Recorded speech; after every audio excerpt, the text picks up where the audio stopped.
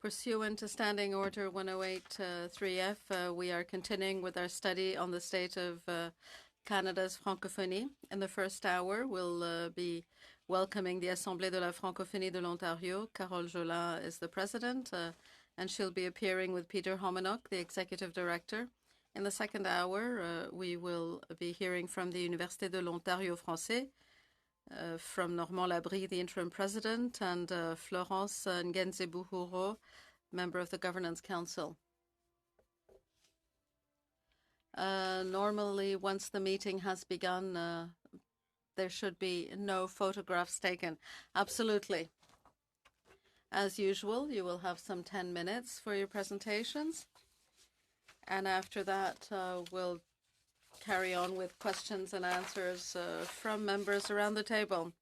Mr. Jola, please go ahead. Thank you, Mr. Chairman, members of the Standing Committee on Official Languages. Thank you for inviting me to speak to you as you continue your study of the state of Canada's francophonie. November 15th was nicknamed Black Thursday with good reason. In its fall economic statement, the provincial government attacked the Francophone community by planning to eliminate funding for the Université de l'Ontario français and abolishing the office of the Commissioner of French Services, transferring part of its mandate, complaints processing, to the provincial ombudsman. Those two decisions triggered the broadest language crisis in the province since an attempt was made to close the Montfort Hospital in 1997.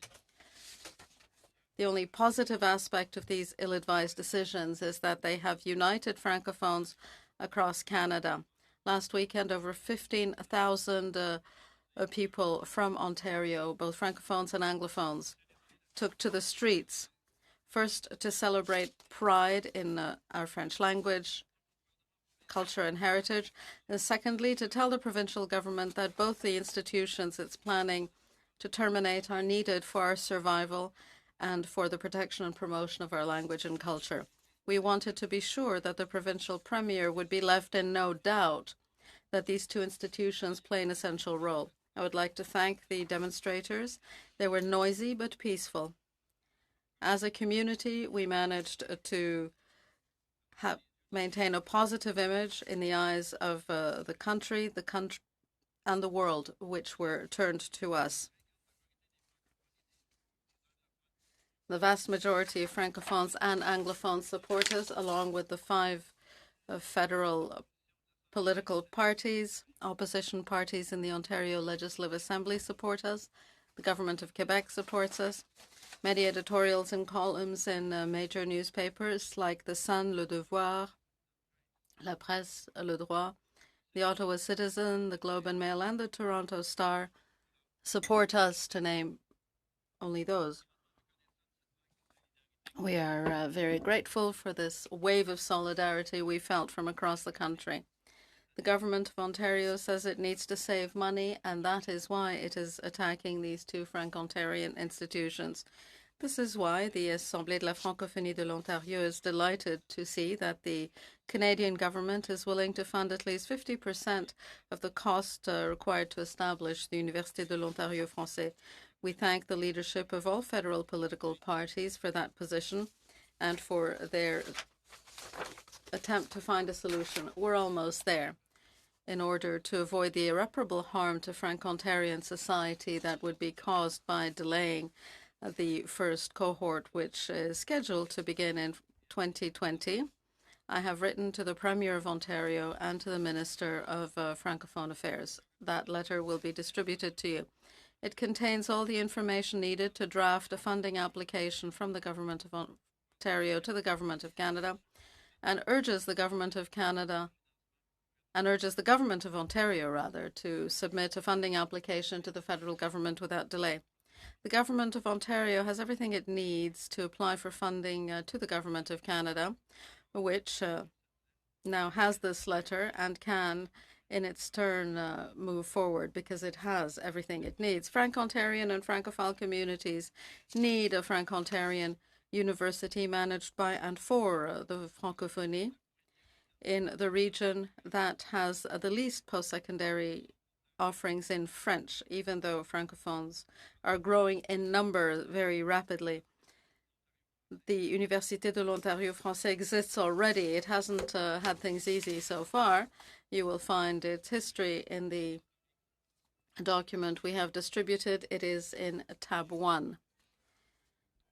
I believe that the background we've provided provides a very clear picture that shows why the university is needed.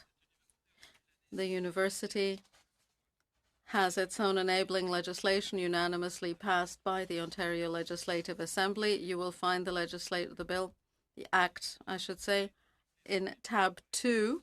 It has everything that a real university needs: a senate, a board of directors, a chancellor, a president, and so on. It has already submitted a first annual report of its activities, which you will find in tab 3. I recommend that you read it. In tab 4, you will find some answers to fundamental questions that will help dispel some myths and stereotypes. Clearly, the Université de l'Ontario Français already exists. It has a fair number of employees. The first cohort is slated to begin studies in September 2020. Unfortunately, the Government of Ontario wants to terminate the institution. We urge all federal parties to act quickly and to save the university. Anything to our power to support Franco-Ontarians. The Government of Canada's position is clear. It is ready to be a partner with the Government of Ontario by funding at least half of the university's opening cost over the next 8 years. In the past, the Government of Canada provided significant funding needed to launch La Cité Collégiale and Le Collège Boréal. The Government of Canada has the programs in place to support a project like the university. The province has to simply submit the project, and the federal government can help fund at least 50%, if not much more.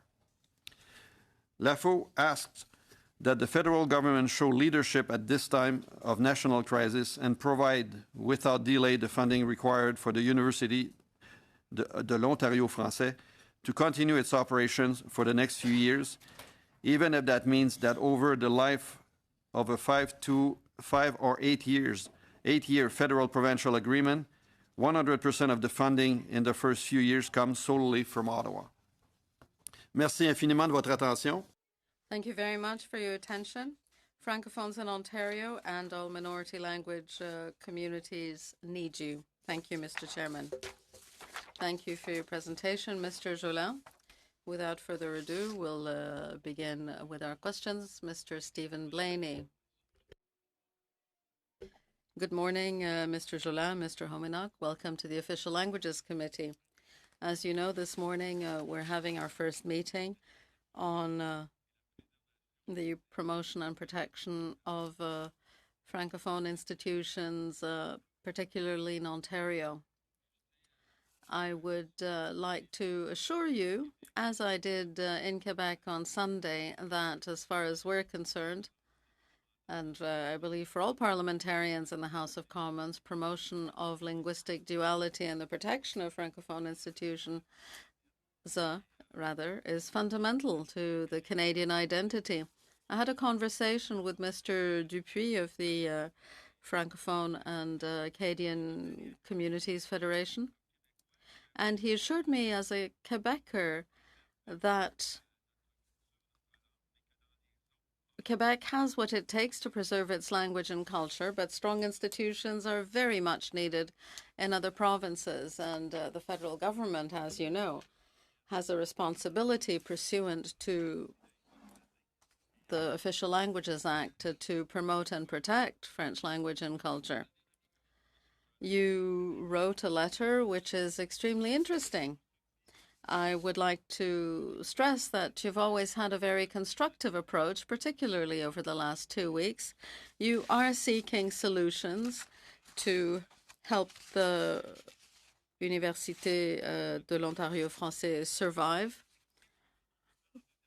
Perhaps you could tell us where this project is at now and tell us more about the federal government's contribution. There are some interesting possibilities because, yes, it often, well, usually comes down to money at the end of the day. And you're saying that there is a possible solution to ensure the university can start up because the federal government could cover the cost in the first 4 years, and therefore there would be no impact on Ontario's budget. First of all, I applauded Ms. Jolie's openness. She very quickly said that the federal government could help.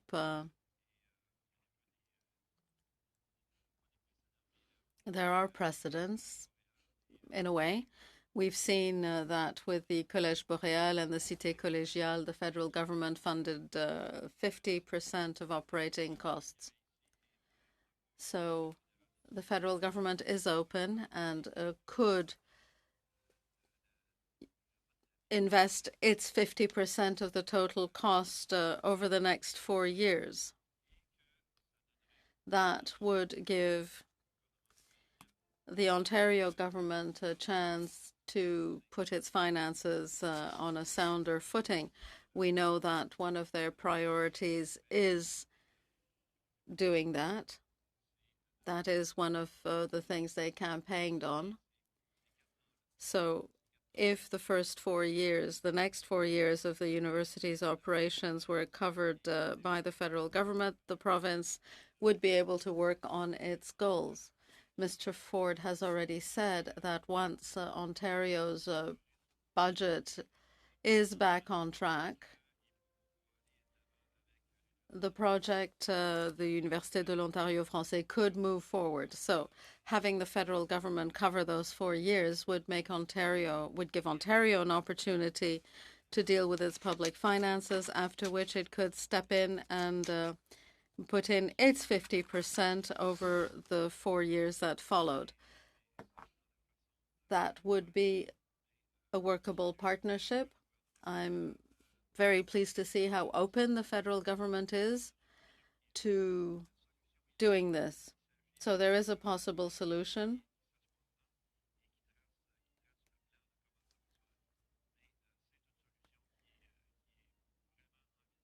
The solution is certainly possible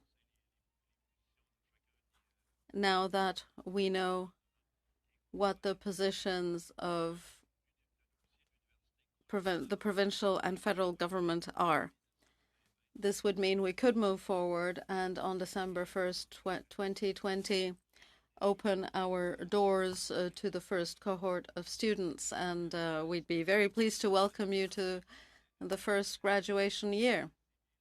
To your knowledge, is it the official languages protocol on teaching and education that would be used as a vehicle for the funding?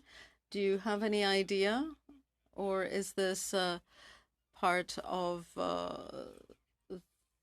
the official languages roadmap?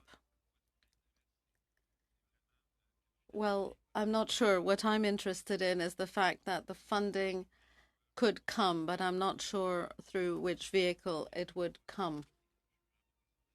I'm really not certain of the answer. So the Université de l'Ontario Français needs 78 million over the next 8 years. Typically, the federal government contributes 50% of the project, as it did for the Collège Boréal and la Cité Francophone, and probably Moncton, Université de Moncton. So the federal government is open to paying the cost of the first 4 years, 39 million. So for those first 4 years, the Ontario government wouldn't need to spend a penny, and we could go ahead with the activities of the Université, correct? Correct. Have you been involved in the programs that the university will offer?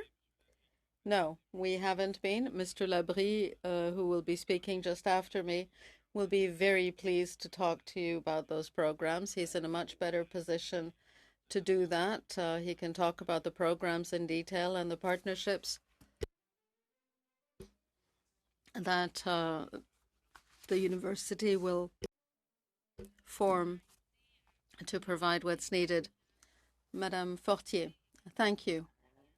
Mr. Chairman, as a Franco-Ontarian and as a Member of Parliament, I was delighted with that very moving demonstration rally on Saturday.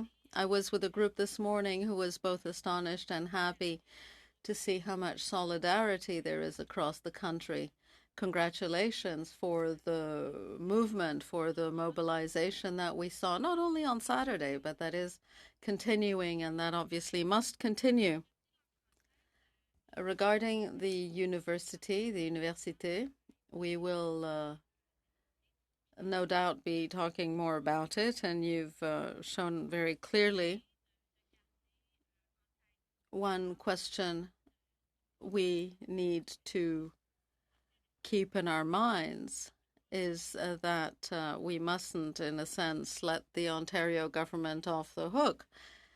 It needs to assume its responsibilities. The federal government must ensure that finances remain on a sound footing, public finances, that is. The federal government is certainly open to working with Ontario to see how, together, we can move the project forward.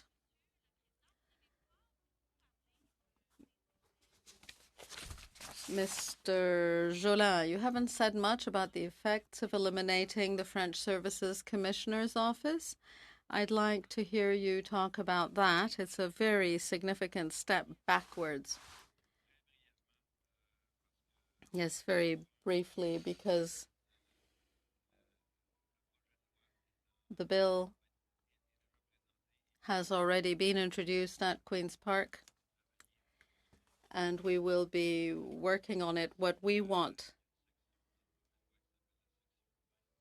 is the elimination of Section 20 of the bill at Queen's Park, which would basically restore the Commissioner's office.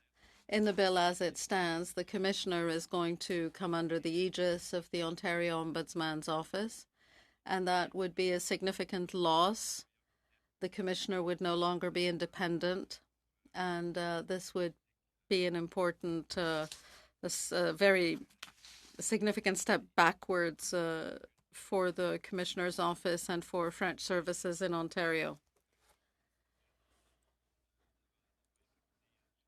The fact that we're speaking before a federal committee, we believed we needed to speak about the Université de l'Ontario Français and to highlight how important it is for Ontario to have a French language university.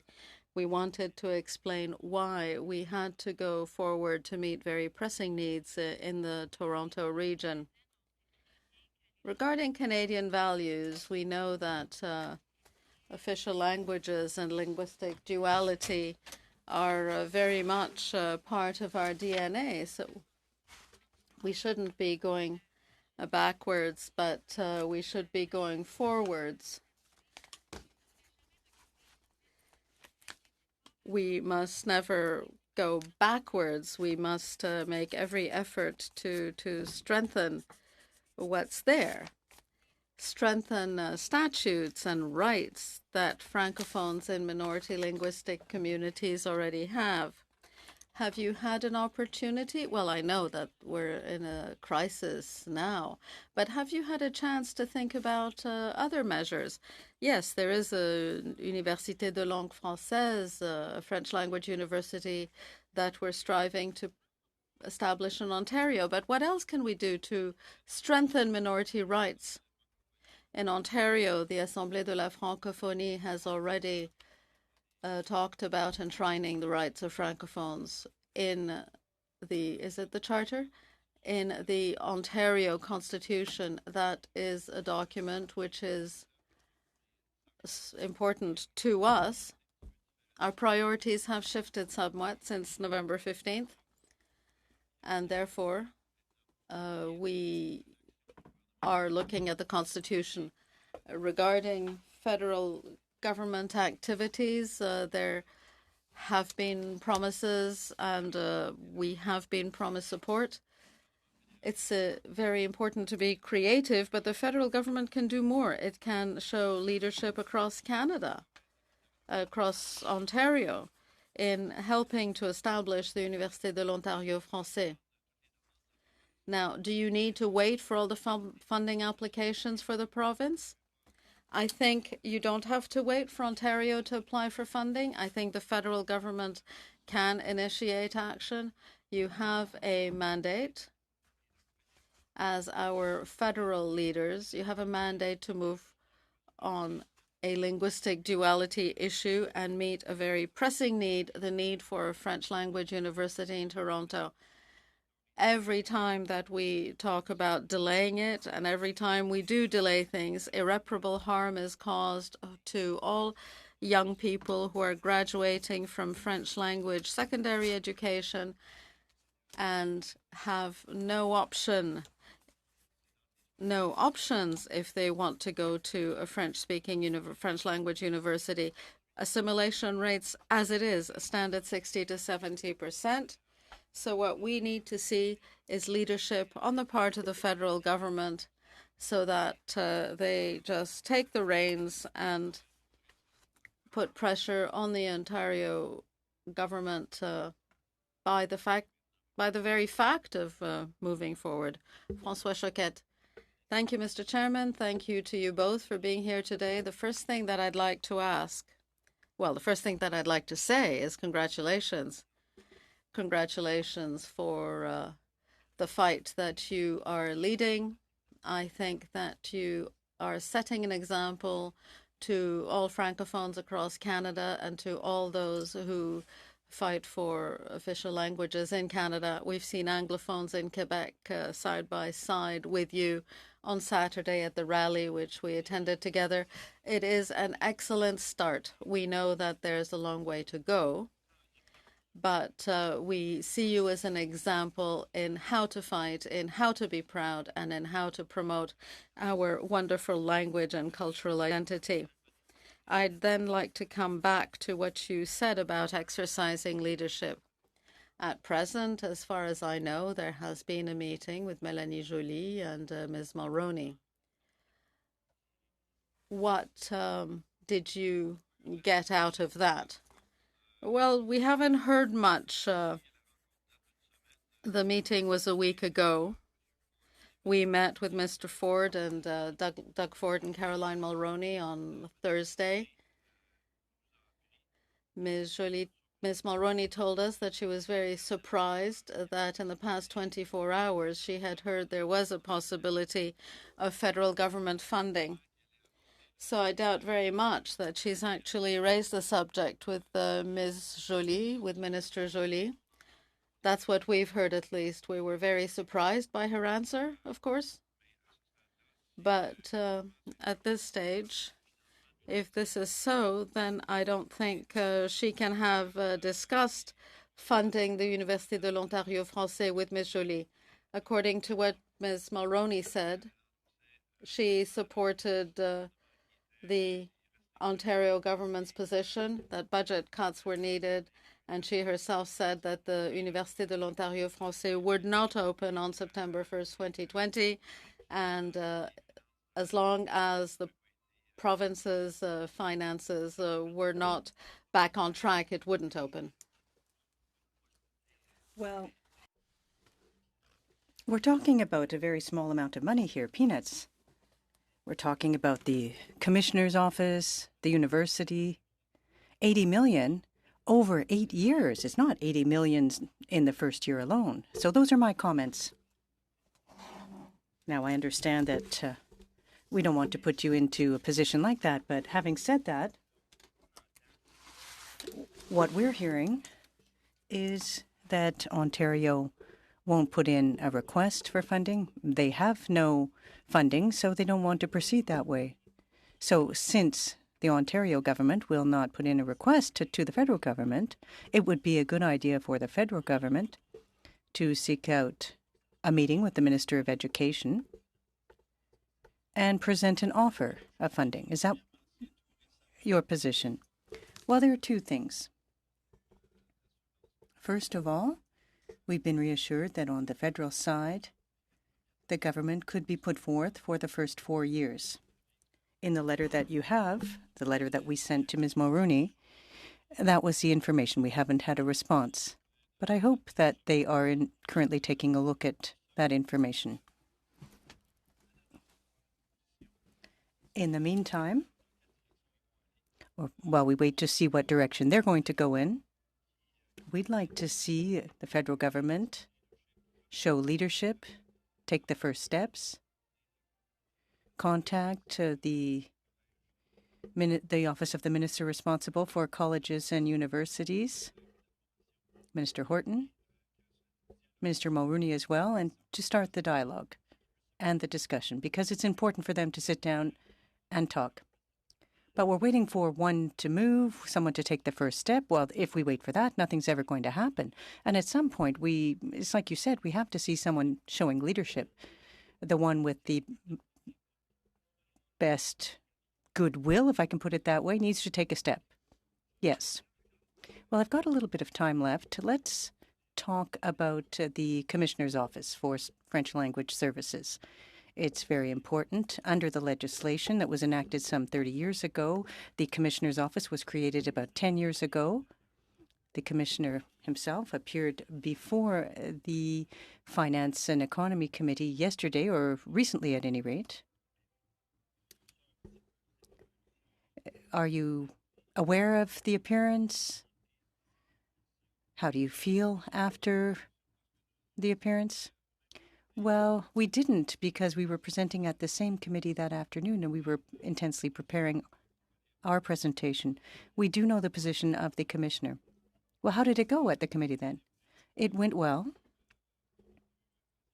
We were able to present the information we wanted to present about the Commissioner's Office. What the government wants to do is take the Commissioner's Office and place it under the Ombudsman's Office. If they wanted to achieve savings, well, they're not achieving that because they're moving the entire office under the Ombudsman. But with respect to operations and responsibilities, we disagree with that decision, because someone can't be independent and fall under another. Well, the role isn't the same either. The role of an ombudsman is different from that of the commissioner. So even if the commissioner keeps the same responsibilities, he will be reporting to the ombudsman, and that will have an impact on his independence. So that's why in our document we call for Appendix X to be struck. It's under tab 5, 6, and 7, where we talk about the Ombudsman, or the Office of the Commissioner, rather. We also talked about the need for a university in southwestern Ontario to deal with a pressing need for our young people who are graduating from schools in that region and from across the province, and people who are graduating across the country and who want to come to study in Toronto. Well, thank you, Francois. We'll now go to Daryl Sanson in Nova Scotia. Well, thank you very much for being here today. It might have been difficult to find time, but you have shown exceptional leadership on several fronts. I'd like to start by saying that the demonstration that took place and the work that has gone into it for the past month requires you, in fact, to thank Francophones and Quebec as well, in fact, because they are supporting the Francophone minority. Maybe this is the start of exceptional future cooperation. But I'd also like to congratulate you for the work that you did leading up to this. Now, everybody talks about Black Thursday, but since 2012, when a complaint was lodged, there have been steps taken. You've been showing leadership and working here. So I thank you for that. Now, Ontario is so strong. I wasn't expecting to see this, but my analogy is an important one, and I bring it out when I need to, and here's a good time for it. And what I mean is that governments are not showing leadership and understanding of the two founding peoples. And when the economy doesn't go as well as they want, they cut at the expense of minorities. And the expression I always use is that when there is less water in the lake, animals around the lake look at each other differently. And that is an illustration of this problem with leadership. Now, I went to school in English right up to grade 12 because there were no French schools. But following that, I went to Sainte Anne in Nova Scotia and to Moncton University, where I studied in French, and if they hadn't existed, I likely wouldn't have studied at the university level in French, and I might not have achieved the objectives that I have to date, and there are many more to achieve. But that is an illustration of the need for students in Ontario, students across the country who will choose to go to that institution. It's not that we should do this, it's that we need it. We've got French language school boards in Ontario. There are lots of students. They're building new schools every year. So if we don't have the institution, well, these young children are going to go to English language institutions. And they won't be contributing to the vitality of the minority language communities. So it's a lot bigger than just one university in Ontario, a French language university in Ontario. It may cause irreparable damage if it's not built. Now, the previous government, as we saw, they cut the legal challenges, court challenges program. That was problematic. They're not asking questions on the census to identify students in the categories for language. So your movement is very important in that regard as well. So well, that was my preamble. It went on a little bit longer than I anticipated, but here's my question. And I'll ask all three questions, one after the other, and then you can answer them. Now, you said you haven't received an answer to your letter.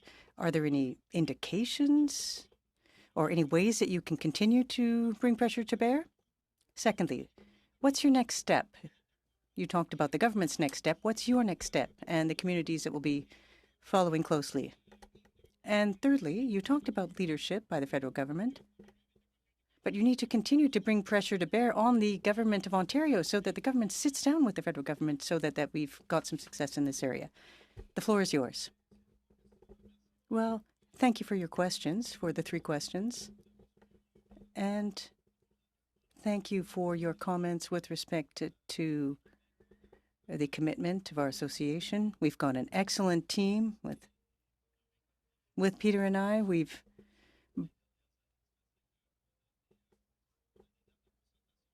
organized some dialogue tables across the province. We've reached out to communities.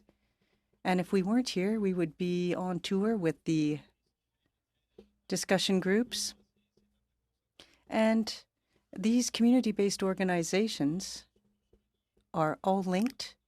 They've all signed on to the provincial strategy document for communities. And as a result, it's easier for us because once we hit Black Thursday, it was easy to contact all of our organizations, all of the members. There are approximately 160 institutions and community-based organizations, so we could move quickly. We mobilized quickly, and that led to the rallies on December 1st. Now, to answer your first question, we haven't had any more direct contact with Ms. Mulroney, not since Thursday at any rate, when we met Premier Ford. The political analyst is in contact, our political analyst is in contact with Minister Mulroney's staff. They've told us that they're open for discussion, so we're going to continue to talk about the file. We've got a letter that's going out today where we put forth a very clear solution, a possible solution for the French Language University.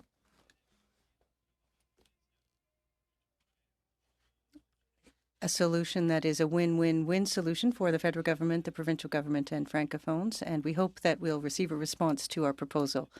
So that's your first question. The next steps. Well, first of all, this afternoon, and it is Tuesday, isn't it? I'm losing track of time here, but at any rate, we've got a meeting with ACFO, with all of the associations in the regions of Ontario, the Francophone associations. We're going to talk strategy. We've got some items we want to put forth because the Assemblée de la Francophonie works from the bottom up. We're a grassroots organization, so we consult Wednesday and Thursday, and at the start of next week here in Ottawa, we'll be looking for feedback from our members, and we'll also be encouraging them to take some tangible action to contact their members of parliament, or their members rather, in the regions to see what they can do.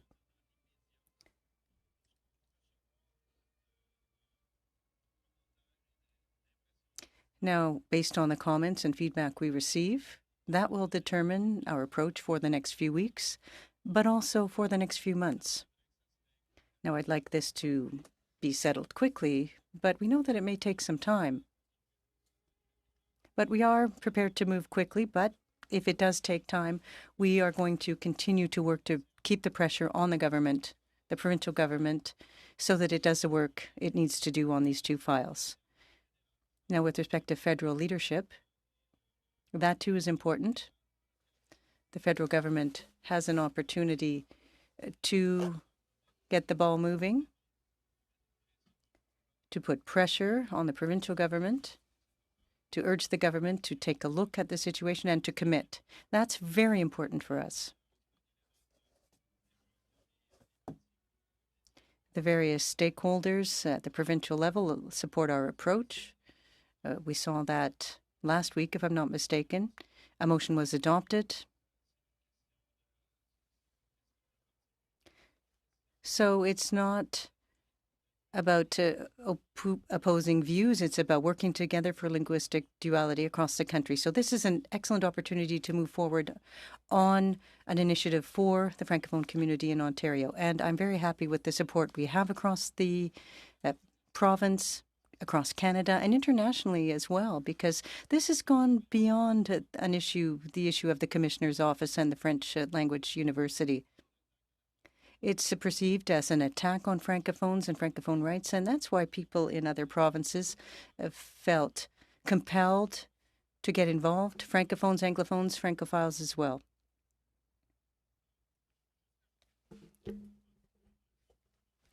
I'd like to add that in the past few weeks, we've put together a structure that gives us an option to look at our legal, political options, our community outreach options, and communications. We're going to keep pressure up on the provincial government using all of those approaches. Today,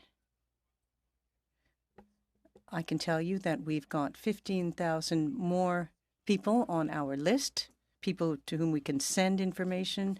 We'll be sending out a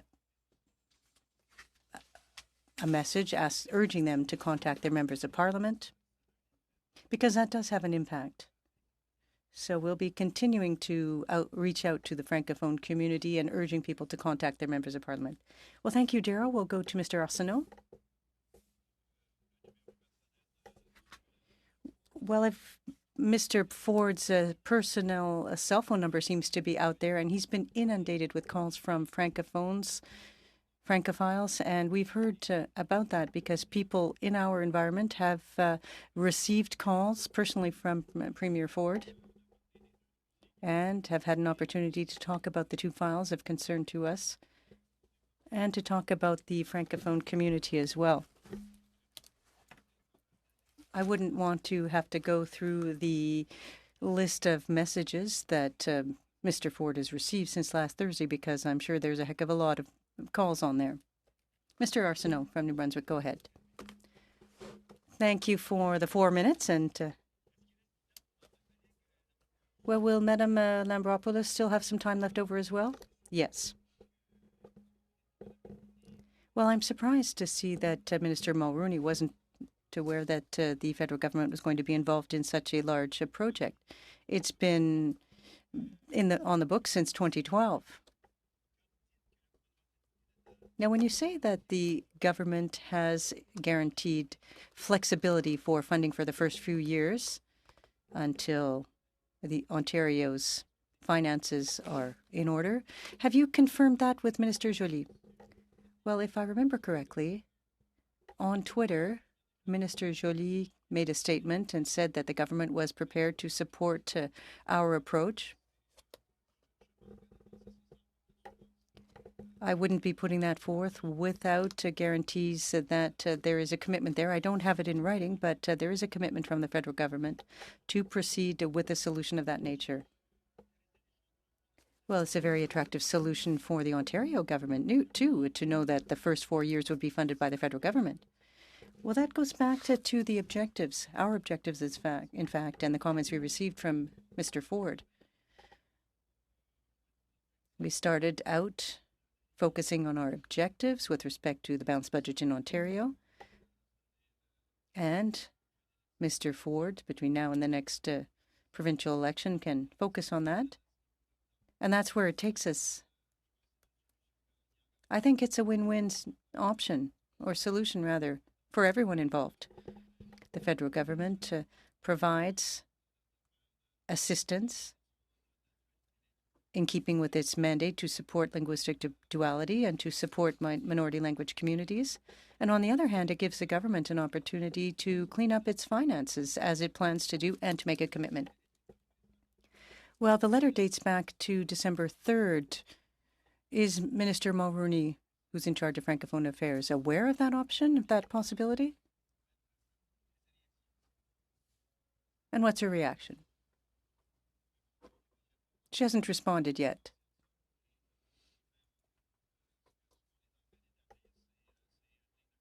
We've opened up communications between the two levels of government, and, well, that's what we want. Well, I hope that there will be good communications flowing on that communication line then. Now, in response to my colleague, Mr. Choquette, you have already answered some of these questions, but how can we do better immediately?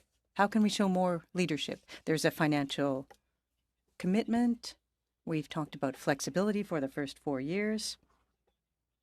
What do you expect of the federal government? Well, the discussions need to take place and pressure needs to be brought to bear. We need to maintain that pressure, and to do so, there needs to be a good understanding of the file itself and of the issues. Why there is such a big need for this French university in Ontario, how we got there, and with the background that you have in the document, there's a great deal of information there.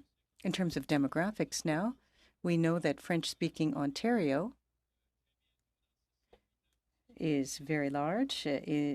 And in fact, in 6 or 7 years, the greatest density of Francophone speakers will no longer be in Eastern Ontario. It'll be in Toronto. Now, we've got many new schools every 2 years. They're opening new schools every 4 years. A new secondary school is being built. There are 106 schools in the center-southwest part of the province. And there are 200,000 children in immersion in the Greater Toronto area. It's 150,000. So it's important to have options for those young people when they graduate. Because we know, in fact, or studies show, that if children can or students can stay at home to study, they don't go beyond 80 kilometers away from home, if there's an option there. Mr. Généreux, go ahead. Well, congratulations on all the work that you've been doing over the past few weeks, first of all. It's spectacular. I have a more fundamental question for you.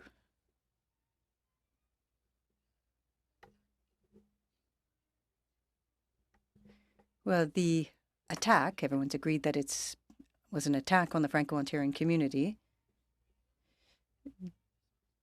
Do you see it as an attack on the Francophone community, the essence of the Francophonie in and of itself, and not just on the university? Now, I've heard lots of comments, different comments, and I want to hear your perception. We heard the government's position. It was an economic position, and what we did was work to counter those economic arguments, to look at what exactly that meant.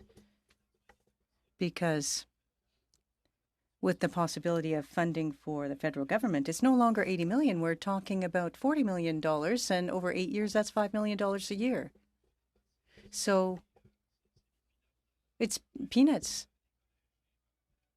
when it comes to colleges and universities, colleges and training. So it made us ask ourselves, is it really worth what's being done for $5 million over 8 years? And there will be economic spin-offs. A college or a university that's built in an area automatically provides economic benefit to the community.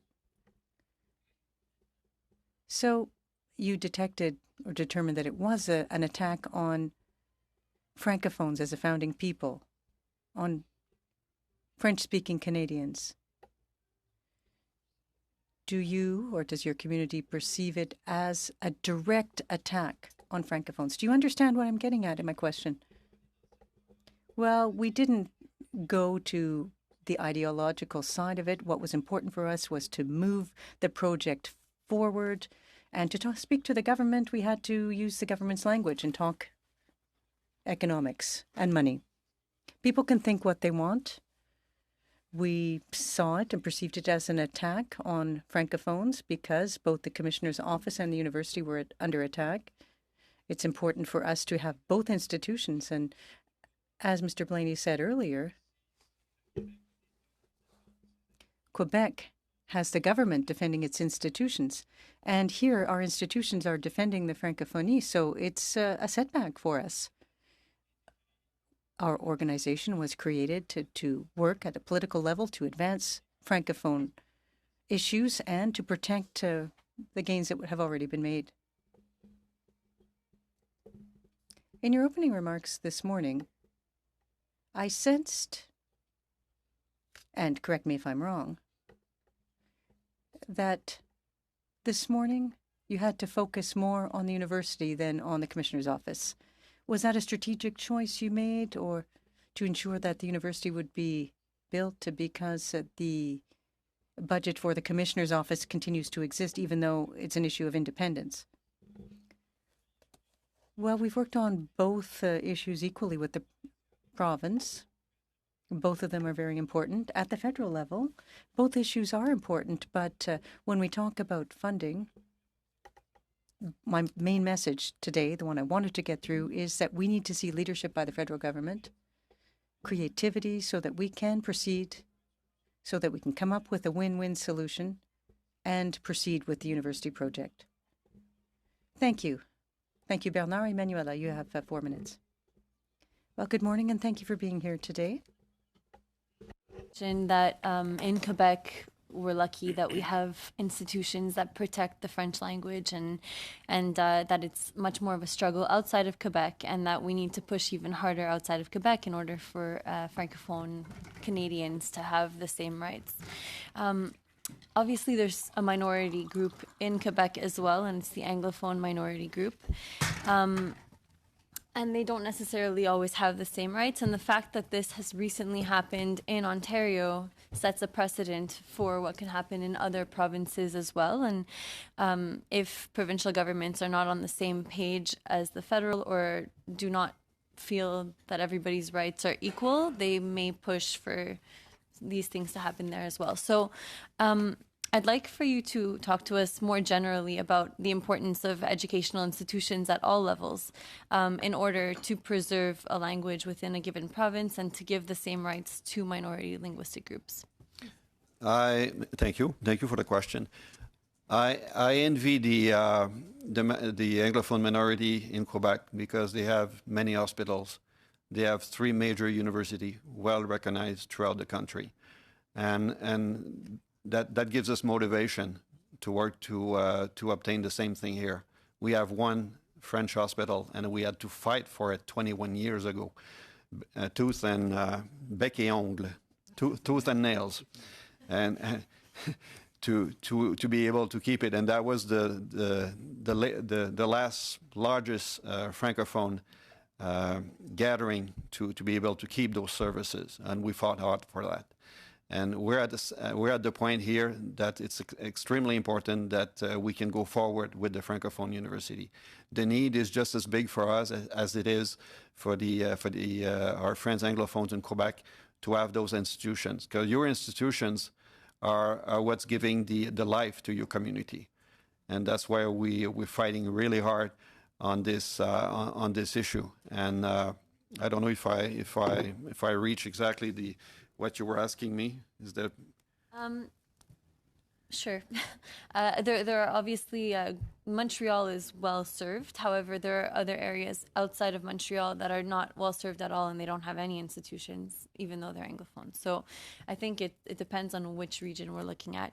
We have the same problem in Ontario. In the largest city, it's easier to see that the French services are there.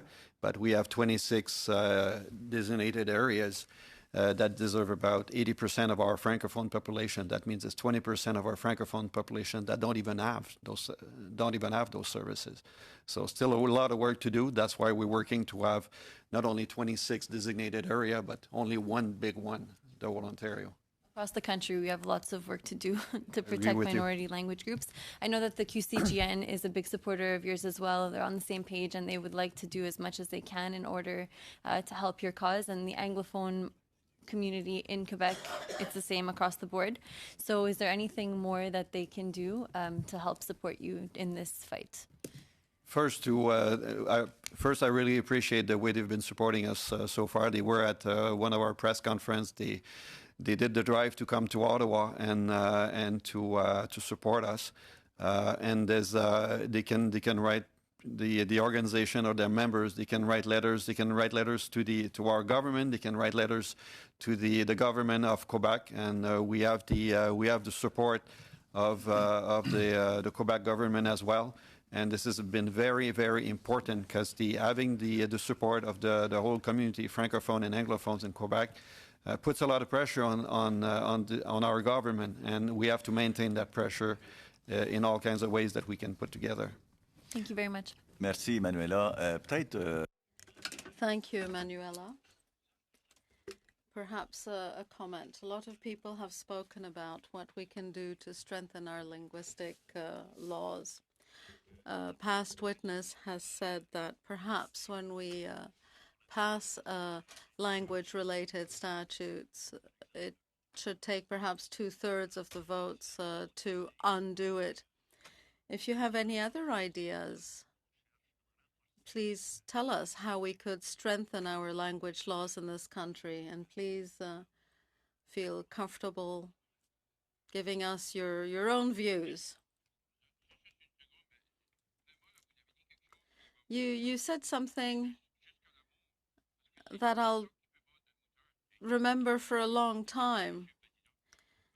You said, and I quote, if I understood you correctly, Quebec protects its institutions. We are protected by our institutions, and that is really powerful, and that will stay with me. Thank you.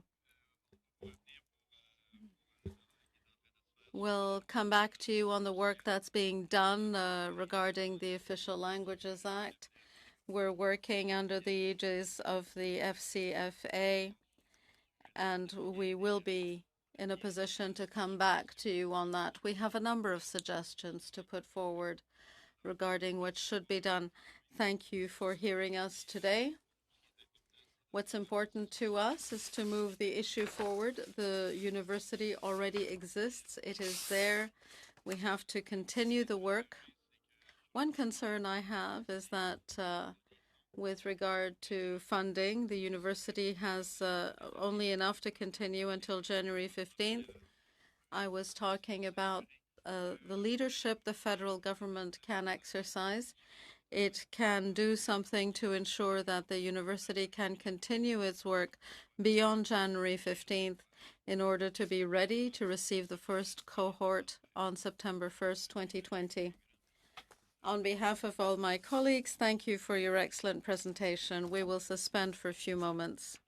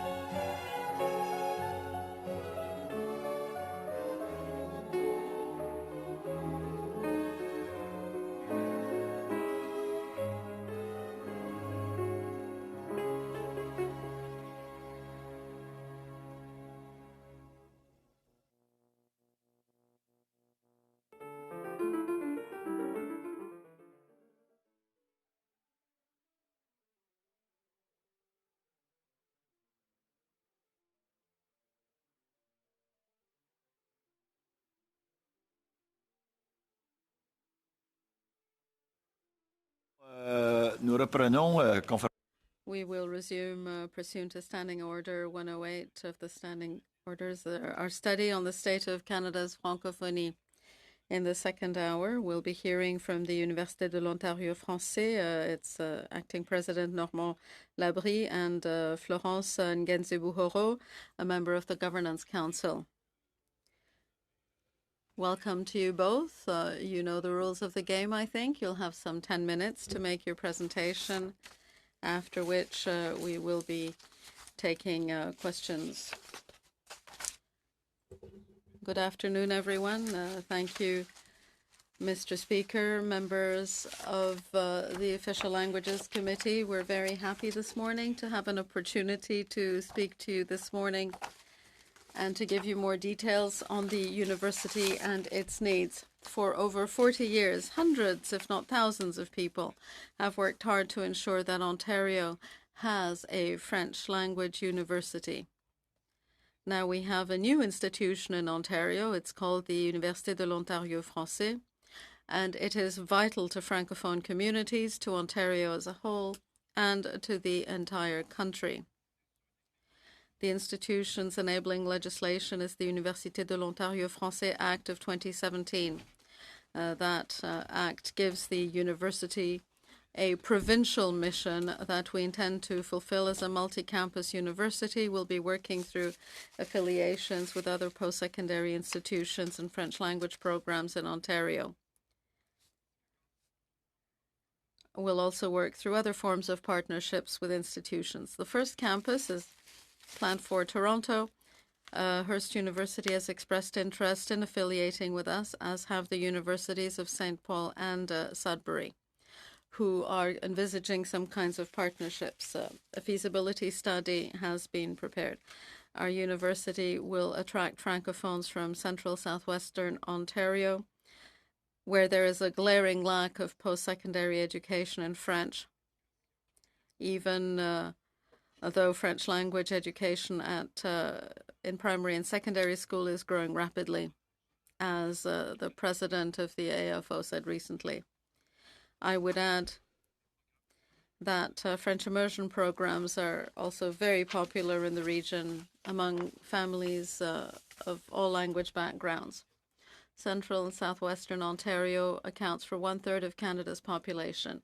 It is experiencing the highest population growth through immigration and through inter- and intra-provincial labour mobility. In fact, the region will soon account for half of Ontario's Francophone population. It is also a major centre for innovation and economic development nationally and internationally. I'm sure this helps you understand the potential of creating this new French language university in Ontario, which is not only very much in step with our times, but also provides for the future needs of young people and of employers. In the past year, we've done everything we can to make sure we can open the U of F in September 2020. In November, we published our first annual report on our website. There is, of course, much that remains to be done, but we are confident of our success. According to our forecasts, the U of F will begin with a cohort of 300 students, 300 full-time equivalents in 2020. In 10 years, we should be up to 2,000, and by 2030, we will be about the size of Bishop's University in Quebec, which is the smallest of Quebec's 3 English language universities.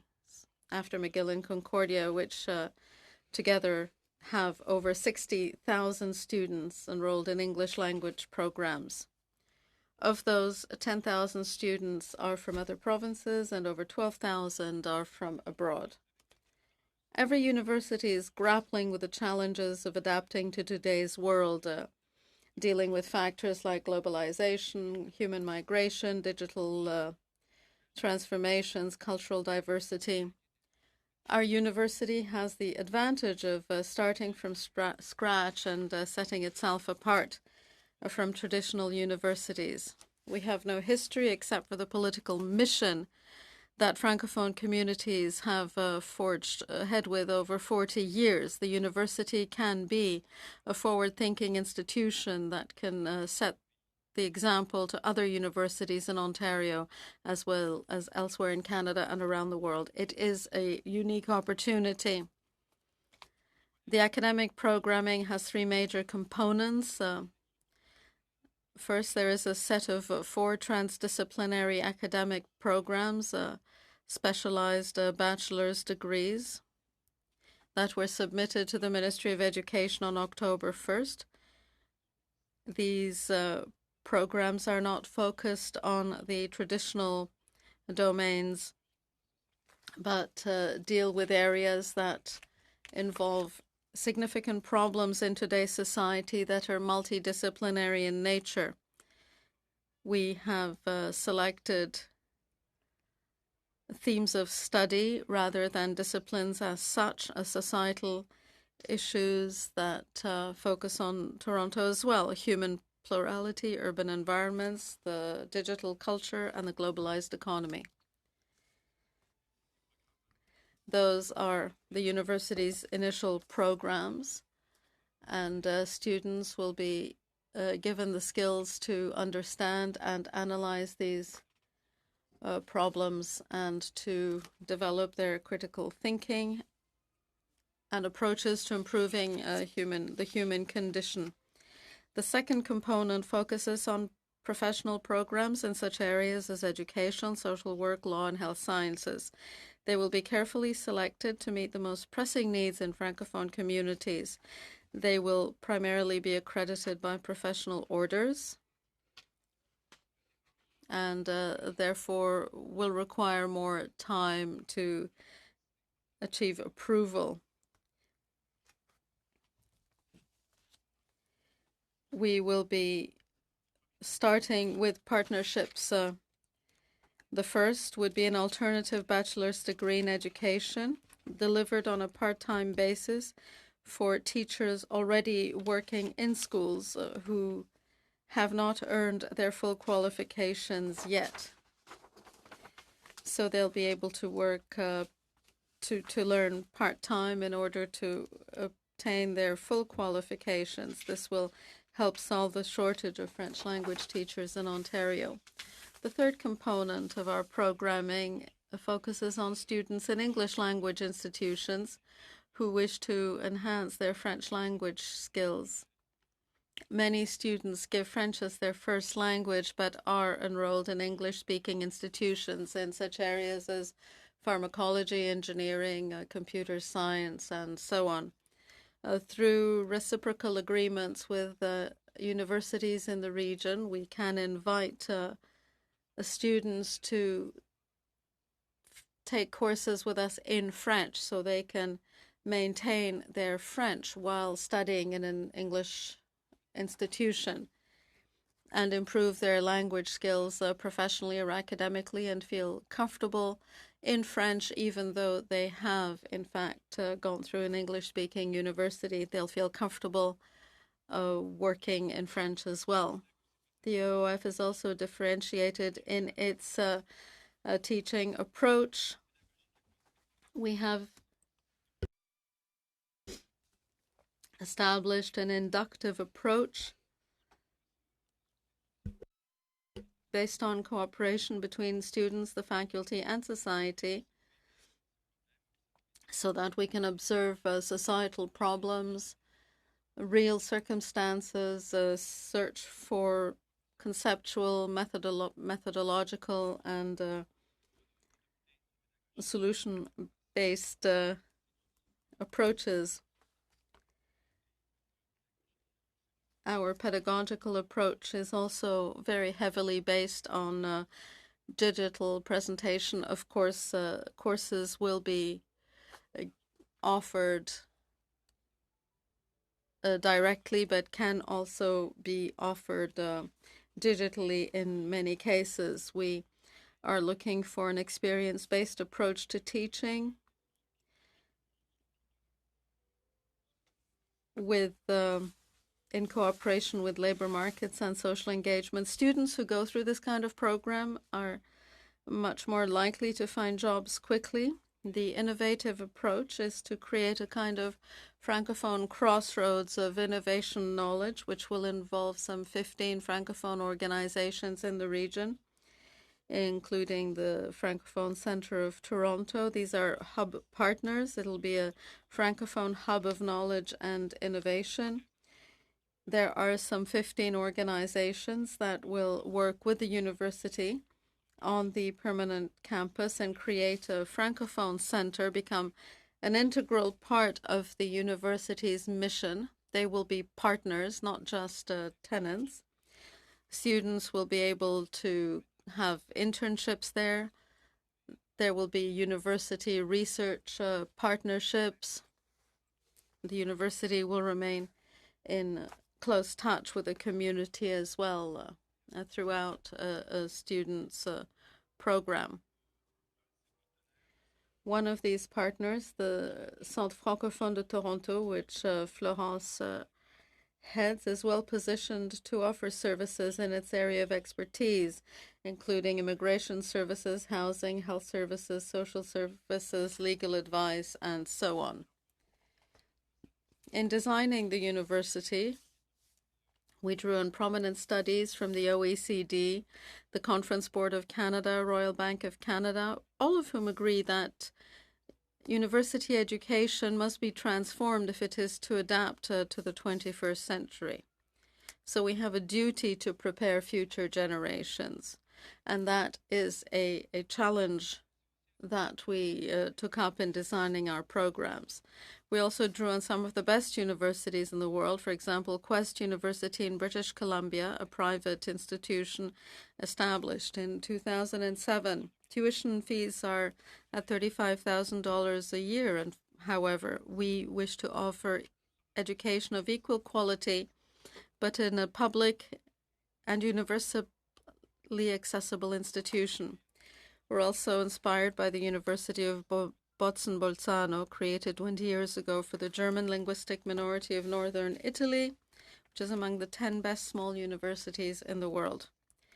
There's also the Azim Premji University in India, which was created in 2012 through the generosity of billionaire Azim Premji. It is a model university designed to raise the standards of education in India. Might I ask you to summarize the rest of your presentation?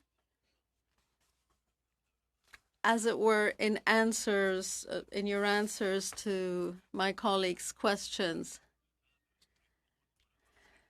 Do save some time for answering questions. Mr. Blaney, thank you. Thank you very much, Mr. Labrie. The UF project is in extremely good hands since its president is originally from Bellechasse, and that is certainly something that will guarantee success.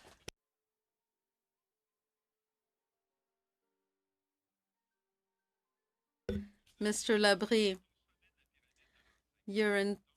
are looking at an institution that is at the pinnacle of the pyramid. Durst University is bilingual. There are other bilingual institutions, but you are at an institution that is by and for Francophones in Ontario. I think you were somewhat conservative in your estimates, though, or about the number of students you would end up with. Going from 200 to 300 to 2,000. I have a question. Perhaps you heard the witnesses in the first hour. You said you didn't want to recreate a standard university, but you want to occupy a transdisciplinary niche. You also talked about needs in communities, be it in the areas of education, social services, or health. Could you please explain what makes your university distinctive in the post-secondary education field? And coming back to what Mr. Jolin said, will there be a place for consultation and partnership with the Franco-Ontarian community? En effet, lorsqu'on a conçu When we designed the university 2 years ago, we wanted a university that set itself apart. We didn't simply want to reproduce and duplicate what was already there. So that was our mandate initially. There are people in the Francophone community who would have liked a sort of French language McGill version in Toronto, and that would take $500 million a year, and I really don't think we could have started up with that. We are aiming for excellence. We are in an ecosystem where we have world-class universities. If we end up with a French language university that is mediocre in caliber, we won't draw many students. But with our enabling legislation, we can establish programs in all areas. But we have to start with programs that don't exist in other universities, and that will serve as building blocks for the future. Regarding consultation, we did consult 300 people. In the 6 months we spent traveling the province and the regions. So we will continue. We have some 30 volunteers who work with us and who help. In our program design, we sought help from some 100 consultants, top professors in Canada in all fields who helped us develop the programs. You do really have your very own niche of excellence. As you know, your competition is fierce, so it's reassuring to see that you're different from the competition. But the field is evolving. And of course, everyone has financial constraints.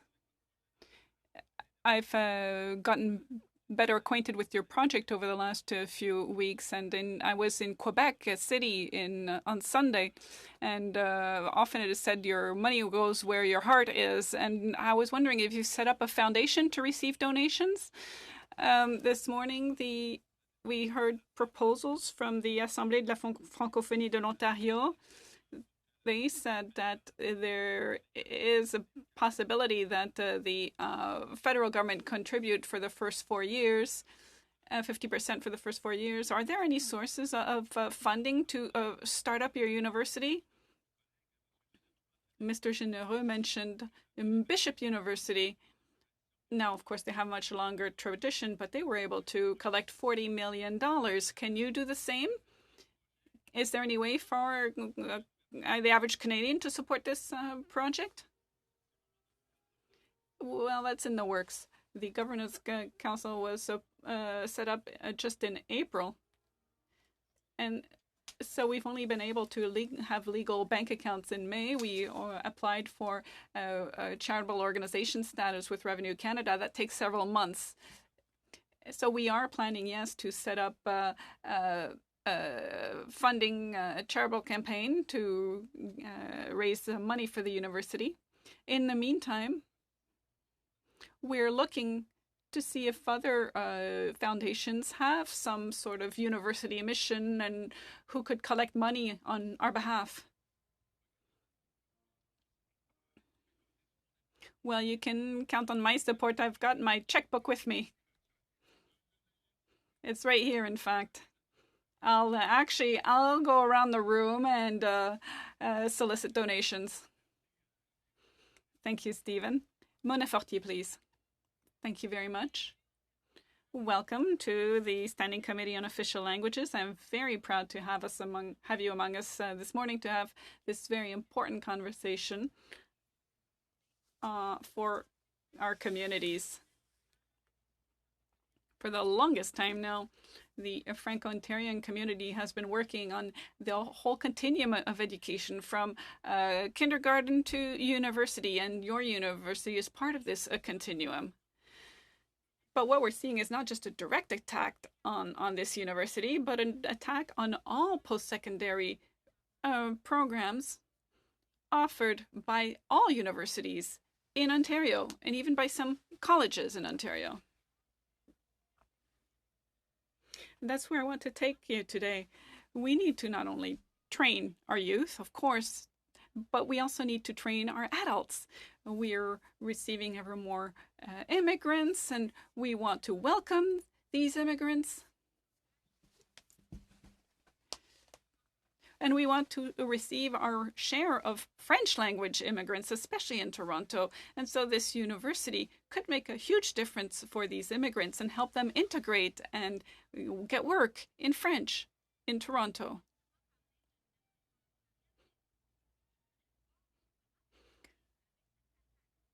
So what do you think of this head-on attack against your French university and against all programs across the province?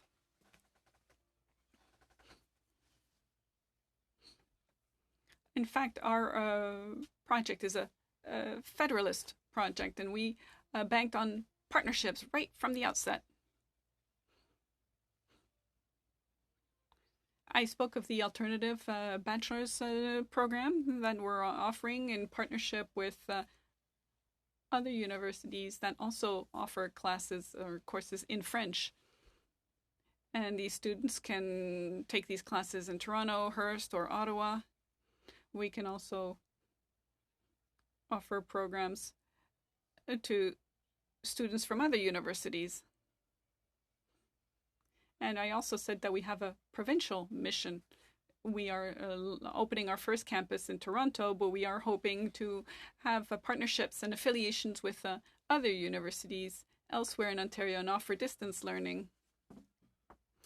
Now, in the field of law and social work, for example, we have reached an agreement with the University of Ottawa so that these accredited programs can be offered in Toronto in French. But as I said, this all relies on partnership. Thank you. I had the privilege of working on the Human Resources Committee before coming to this committee. As you know, we sometimes we have an exchange program amongst our committees. And when we did a study on youth acquiring work experience while they're studying. And it was, in fact, found that experience is key for success for youth. Employers want to have students working for them while they're studying.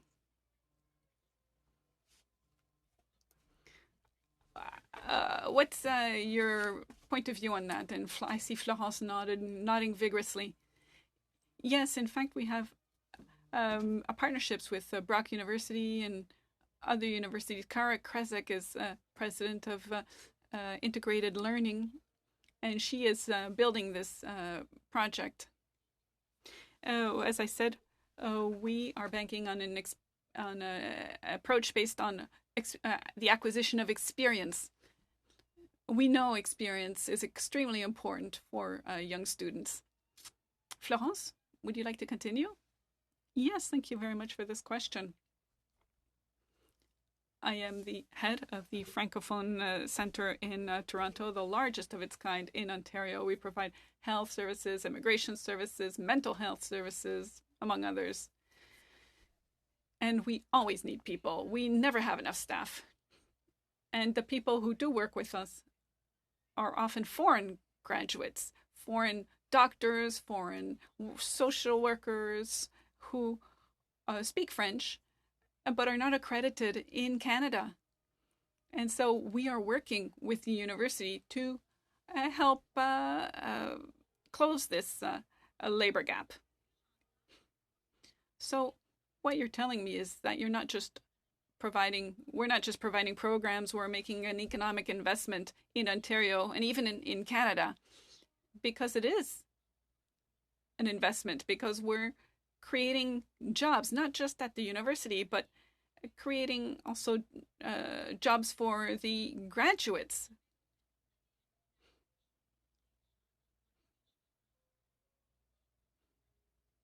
What is your approach for new Canadians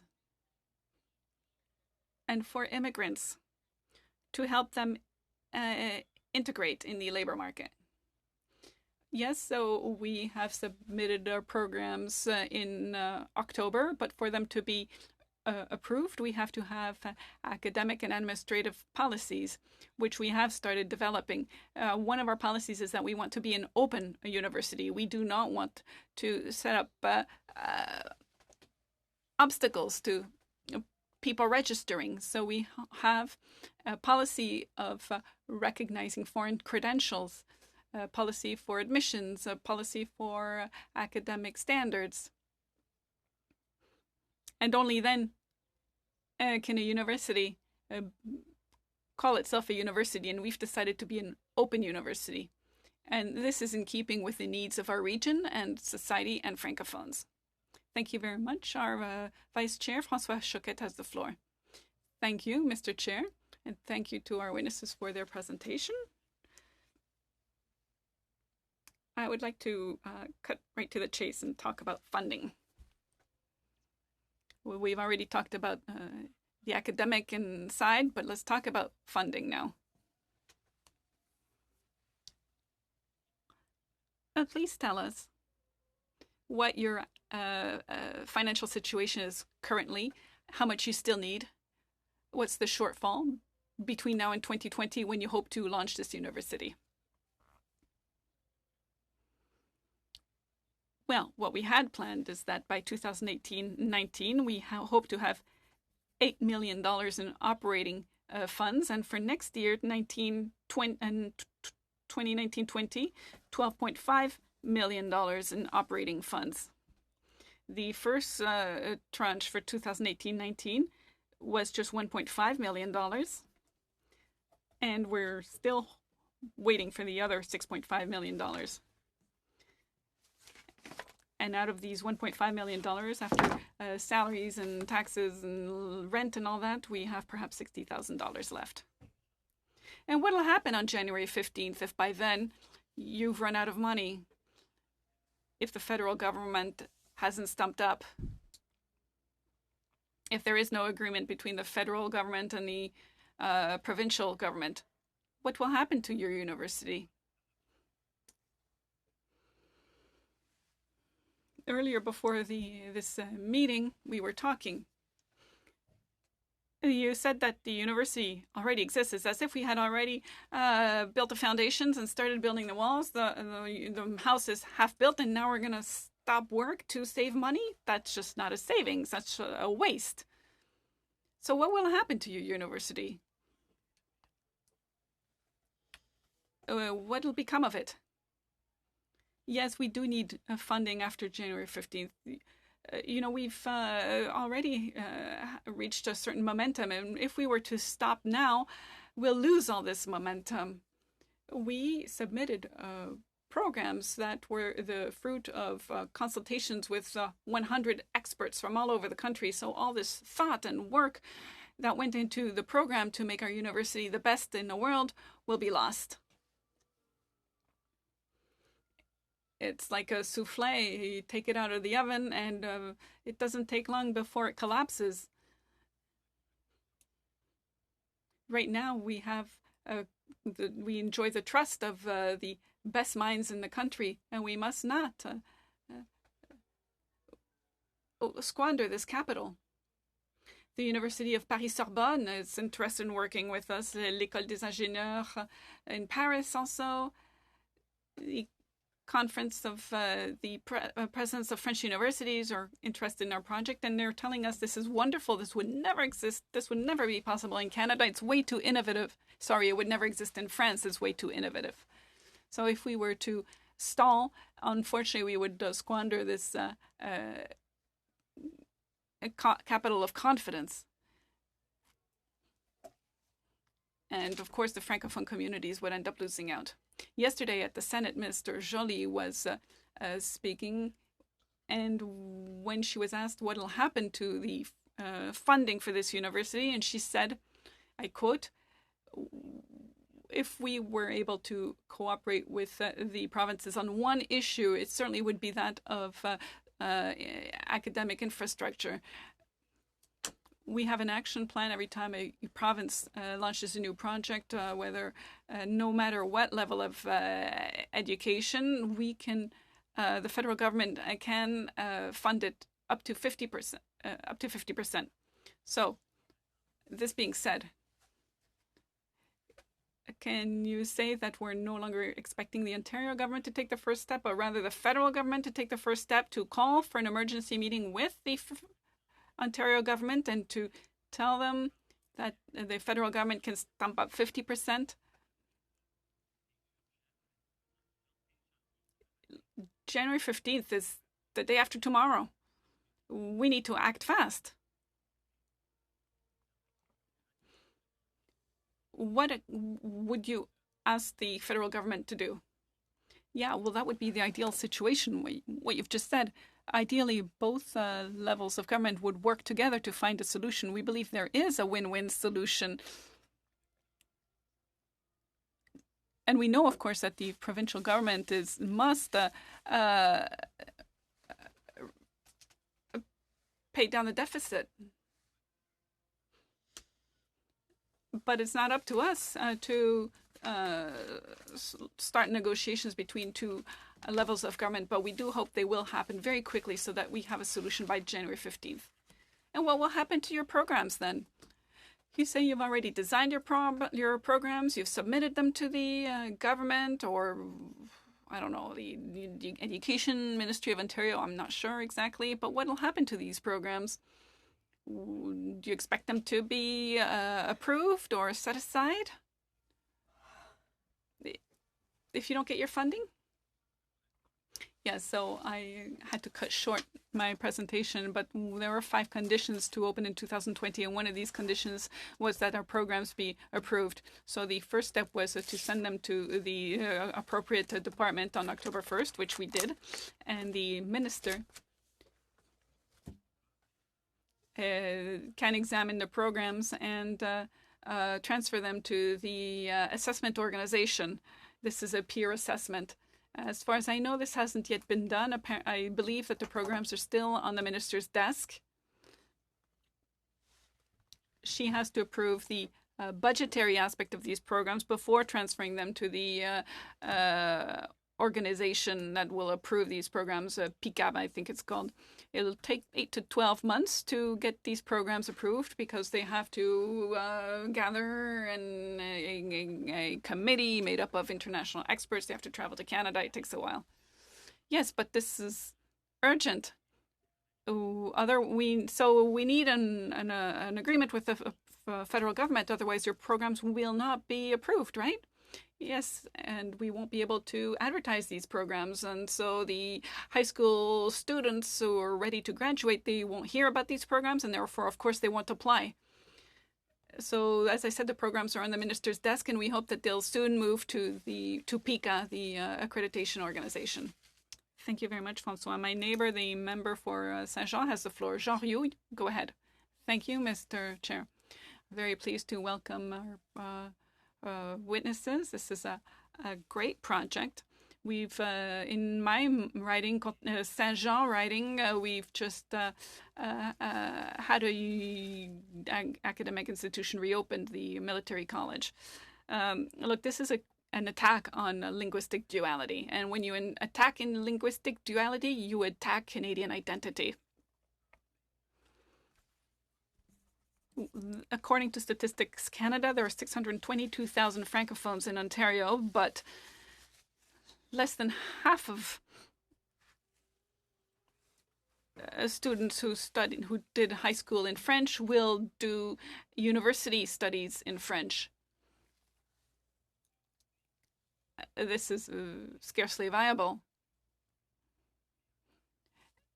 I've always said that French outside the French language outside of Quebec is what ensures our survival.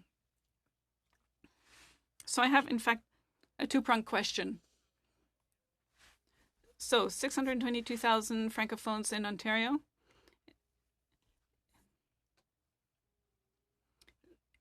How many of these will be reached by the university, by your university? And what were the 5 conditions that you had to meet for you to open your doors in September of 2020? As we said earlier, it's going to begin as a small university, and we're going to maintain a high degree of excellence. We want to be able to take in 2,000 students after we've been running for 10 years. The Central Southwest region accounts for almost the same number of francophones as in all of New Brunswick, 240,000 people. There would be room for a larger university, but we're going to grow gradually. The 5 conditions that need to be met, the programs we have submitted will need to be approved. If that's not done soon, it's going to compromise the offerings we can have in 2020. The second condition, our governing council members have been nominated as in the bylaws.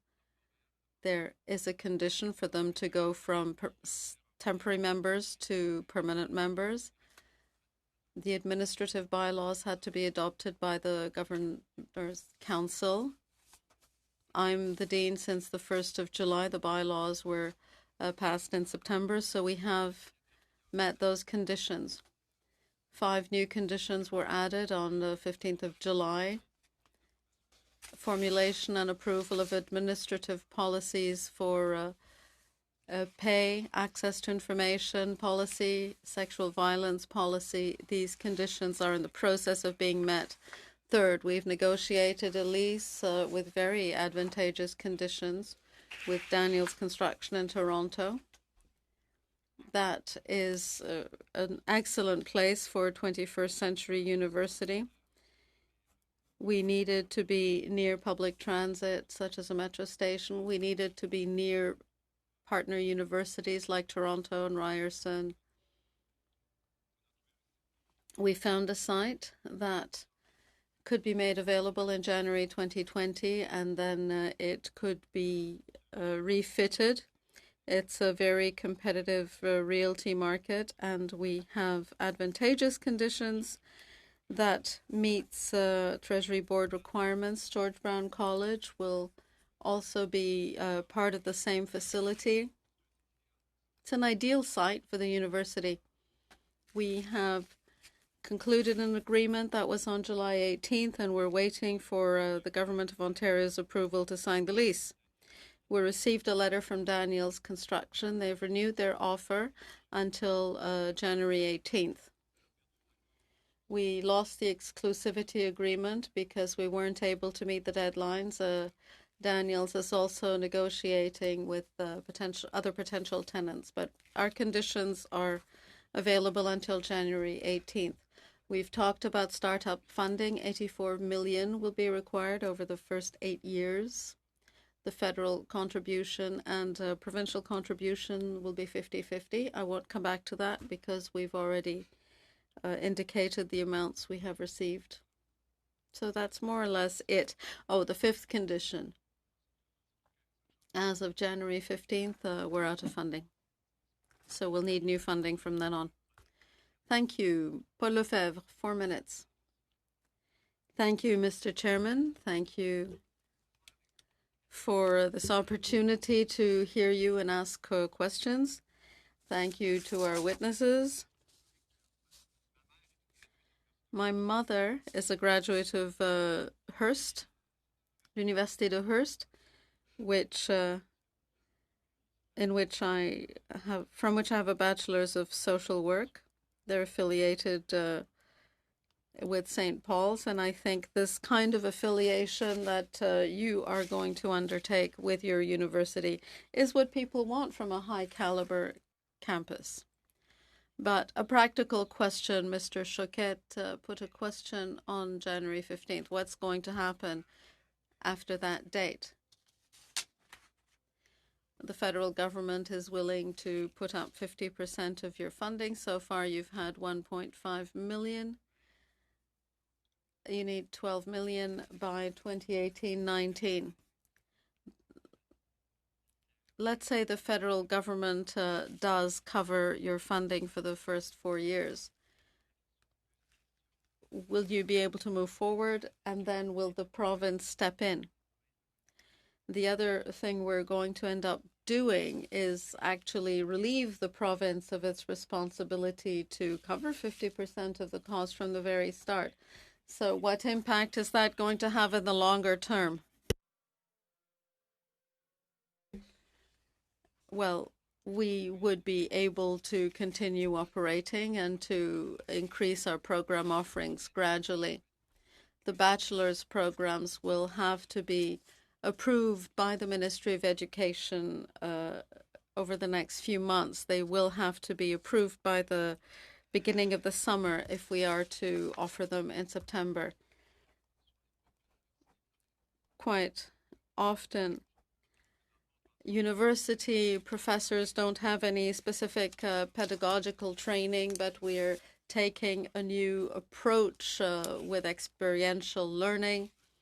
We have a plan. We have the program on paper, and we could offer the alternative bachelor's in education as of 2019. There are programs we can offer in our niches. We have the authority to deliver certificates without going through the program approval process required for bachelor's degrees. So we could start up in 2020 and deliver certificates. We can provide scientific and academic activities as soon as we have the funding. You mentioned your lease. You said that you no longer have an exclusive option on the premises. So if the lease isn't signed, you'll have to find another site? And what's your plan B? We had scanned available properties a few months ago, the ones that fit our requirements. This was really the only site that we could have up and running by September 2020. There was a report by Infrastructure Ontario which looked at existing facilities and buildings in the area. We also worked with Ernst & Young, who conducted a similar scan. These premises are already zoned. When you need to change the zoning of a property, it takes a long time sometimes. So this is really an ideal site. Paul Bélanger, 4 minutes. Thank you. Thank you, Mr. Labrie. The mission is underway. The project is underway, yes? And they didn't repeal the enabling legislation for the university. They just wanted to put it off. Yes, that is correct. So now you have an absolutely wonderful opportunity. 80 million over 10 years, more or less. That's right. So if the federal government is ready to put in 40 and there's 40 left, have you considered looking for 40 million over 10 years through the private sector? It's a crisis. This is an opportunity. The provincial government if you could get the money from the private sector, then the provincial government would have to put up only 5 million. That would be a very good thing to present to them. I think this would help you out of the crisis. When I typed into Google Bishop donations since 2016, between 2012 and 2018, they managed to raise 40 million. That's in addition to the 5 million they get every year. So Bishop's University is getting all these donations, and it's not a very big institution. I think you have an extraordinary opportunity. Go talk to Ms. Mayer, the former Francophone minister in Ontario. Ask her to head your fundraising campaign. You'll end up with $3.5 million in several days. Let me see what I've got in my pockets. I'm sure people would be happy to donate. What I'd like to know, right now, the government, both the federal and provincial governments have some access to some key factors that can help you. They can certainly give you the ability to provide tax receipts. The government of Ontario, if you didn't have to ask them for money, but if you just had to ask them for the ability to give people tax receipts so they could get the tax deduction, that would be very helpful. In La Pocatière in 2017, I had no idea how I was going to raise $1 million. On January 1st, we had no idea. By February 14th, we launched a fantastic project with 3 people called Bernard like me, but a bunch of grandmothers, and we managed to raise $1 million in 6 weeks. So you need 622,000 now. No, there are 622,000 francophones in Ontario, and there are millions of francophiles in Ontario, in Quebec. Quebecers would be delighted to be able to help you and support you. So don't miss this opportunity. You can raise money from the private sector. Que le fédéral, dans 3 jours, soit capable d'émettre ce qu'il faut pour émettre des ressources. And I'm sure the federal government would quickly find a way to help you issue tax receipts. This would help all francophones. It would also give you an opportunity to see whether Doug Ford's government is attacking all francophones or just the university. Voilà, alors je vous remercie beaucoup pour ce. Thank you. Thank you very much for this comment. I think we could, in fact, raise substantial donations as a university. And that is an approach we will take with respect to the federal-provincial agreements. I think the very nature of the program requires a commitment by the province, and 50% has to come from public funds. But the province's portion can be shared with the private sector. I don't know if the federal government can allow that, but I think it might be a very quick and no doubt effective solution. We also have offers from universities elsewhere who want to help us. They're trying to offer us courses that fit, administrative services free of charge so that we can open in 2020. There's a check. Well, I hope I can cash that. That's wonderful. The very first check. We're now working with Laval University and the Université de Montréal, who have both made very generous offers to help us start up in 2020. We also have donations in kind. Thank you. René Arsenault, 4 minutes. I'll try to share that time with Daryl. He was so generous with his time. I'll make it short. I prepared on the weekend because we get all kinds of documents from the analysts that help us prepare to hear witnesses. I've seen no economic rationale about the financial spin-offs of having this French university in Toronto.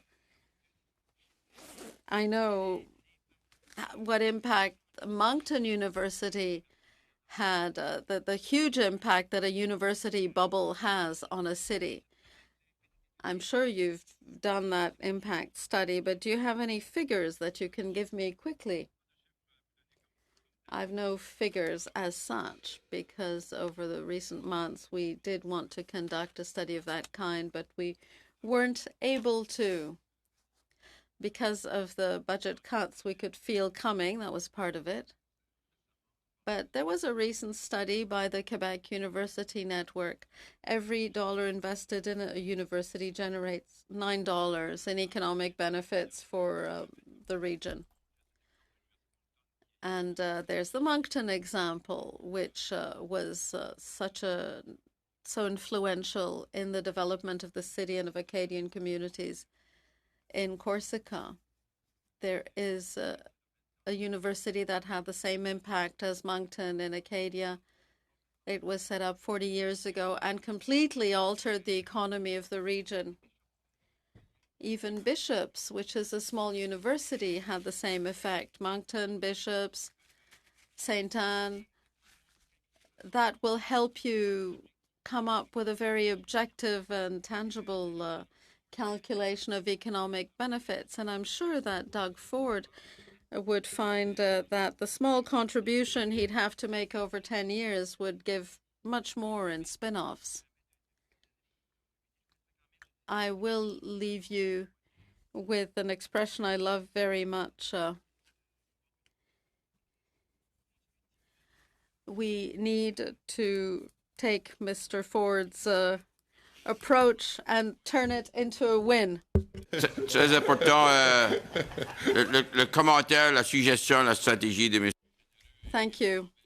The strategy put forward by Mr. Généreux makes a lot of sense, looking for private sector funding. But his understanding of a majority part of society versus the minority, we have so many projects running, and it's very difficult to find private sector funding for them all. Some members of the committee have made this point, and it's a good one. If we take the pluriannual view, if the federal government covers the first 4 years and the province the next 4, this is doable. Over the past decade or so, pluriannual funding has been available. I have seen where the federal government was paying 100% of a program for early childhood, for example, for year 1 and year 2 was paid by the province. We did that for a number of projects. So there is no inherent reason why the funding division couldn't be 4 years federal, then 4 years provincial. Thank you, Daryl. Thank you, gentlemen and Madame, for this very excellent presentation. I think it was absolutely fascinating. We wish you the very best of luck. Yes? Next week. Could we take 5 or 10 minutes after the meeting to discuss what we wish to do with this study, this special study, given that January 15th is just around the corner? Does the committee wish to send the minister a letter? What do we want to do in practical terms as a committee? Can we take some time on Thursday to talk about it? A bit of time. We don't want to take too much time for our witnesses. Yes, we already have witnesses lined up for next week, and this week rather. So we could take 10 minutes somewhere. You're right, to see what we could do. Do we report on the crisis as such? Or do we do this as part of the Official Languages Act reform?